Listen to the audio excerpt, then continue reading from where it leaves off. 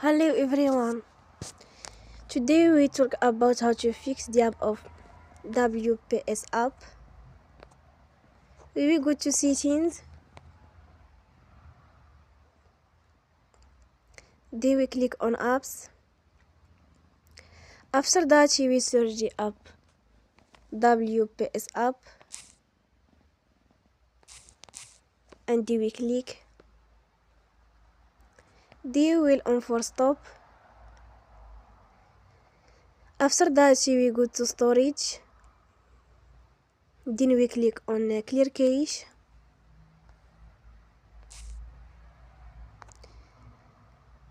In the end, turn off your phone and you will restart your phone again.